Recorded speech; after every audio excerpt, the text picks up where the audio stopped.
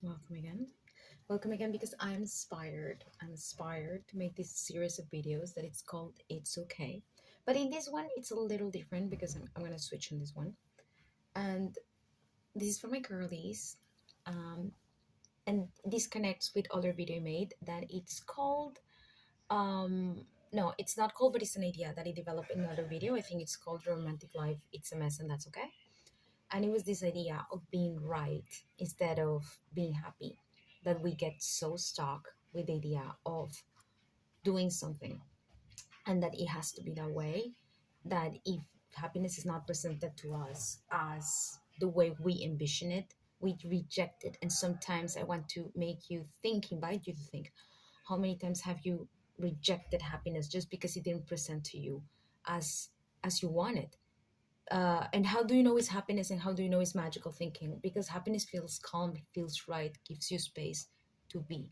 At best, it's not reactive, it's not destructive, it feels just silence, like a healing silence. Okay, but the topic of today is called I Got a Rich Boyfriend and Adopt Him So You Don't Have to. Um, and this is interesting because, okay, when I was exploring what kind of influencer I wanted to be, and I'm still exploring, but I remember being a lot of things. I was a digital nomad. I made my own business, and then I had like this provider rich boyfriend, and I thought about being an influencer for the three of them. Every time I was like, I'm gonna make this, and the whole Instagram is gonna be like that. I never developed any idea, just because I remember feeling like I was not completely there yet. I'm not. I don't know if I'm a full digital nomad. I just want to travel. I don't know if I full want to. Anyways, but this rich boyfriend was interesting because there was this hype of hypergamy, and I still like a lot this sort of philosophy. But there was this hype, and there was this, and it still is, when there is all these women who have this provider boyfriend and stuff, and it feels great, my girlies. But I've seen, I don't know, I've seen, for example, the situation that happened with Wizard Liz, and because I sort of understand what is behind that, I was not surprised when everything fell down and everything was crazy. I saw an interesting red flag, and I think everybody saw that. And it's when she was talking about the one of the flexes, or the the moment she gave him access to her was when he proved to her that he could spend money on her. Like, he was sending her money and gifts, and she was like, oh, one of the green flags to it, right? The provider. And this happens from a mindset of scarcity. She strikes to me as someone who was scarce in the past, and she has said this, I think, and she was pretty much obsessed with, that's never going to happen to me again, I'm going to be abundant. And she's very violent about it, let's say, very energetic about it. So in my case, let's talk about me. I this is the funny thing, an interesting thing too. This person found me through my job. I didn't have to go to any weird club where they are, and they just find me. He it was interesting. Like, we get to know each other. Like, we had this good, at least, like, moment to grow up together and see each other together. So it was very good and very healing. But I'm gonna give you some advice that I think the biggest advice that I can give you.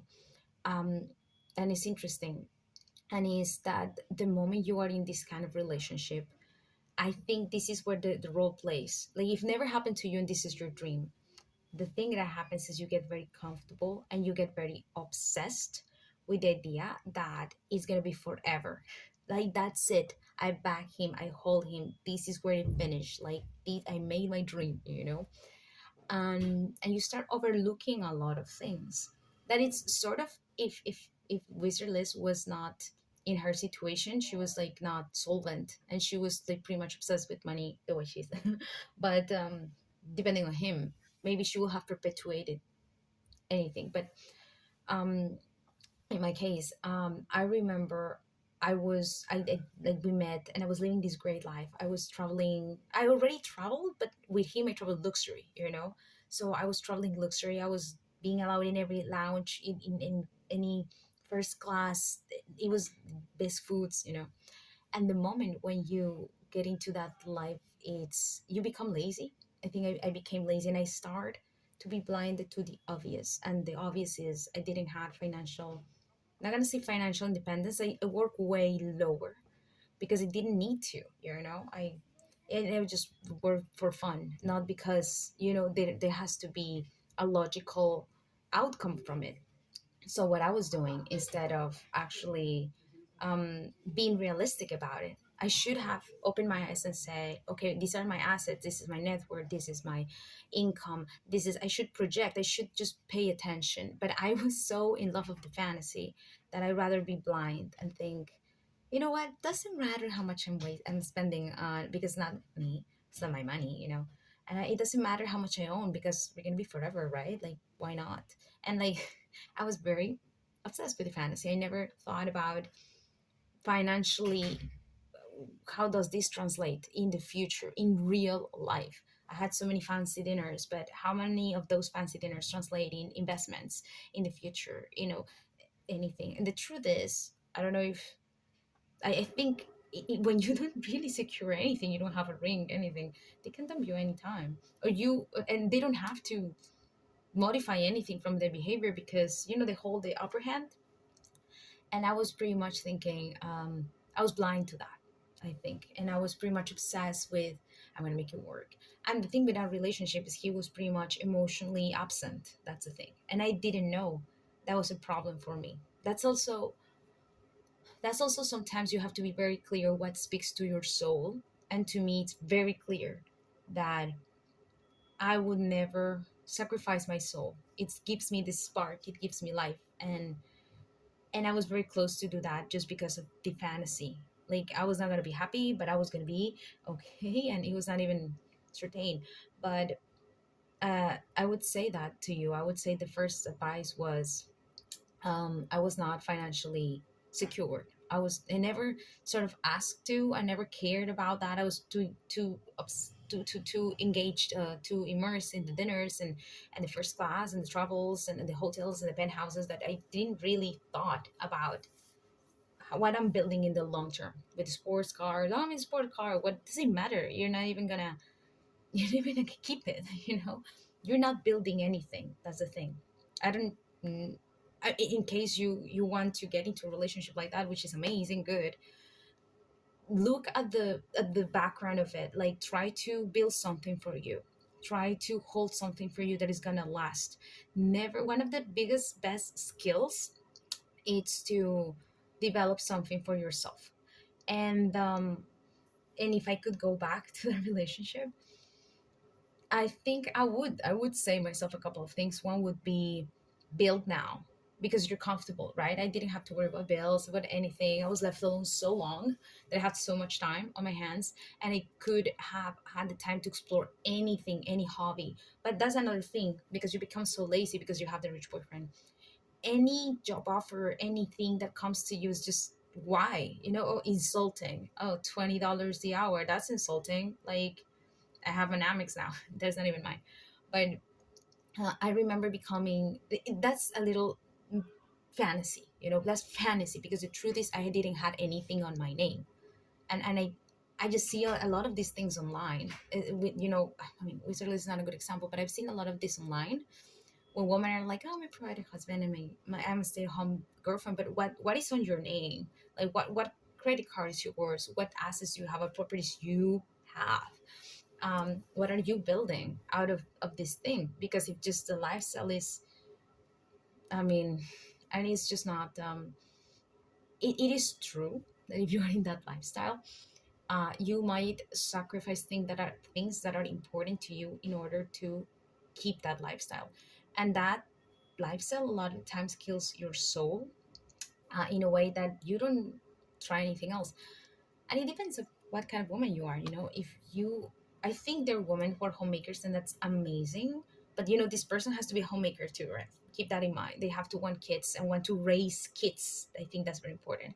And want to invest in those kids in college and stuff, not just like kind of just post the idea, because men are also like that. They think they want something, they think they want to get married, they think they want a family, and then they don't act like parents.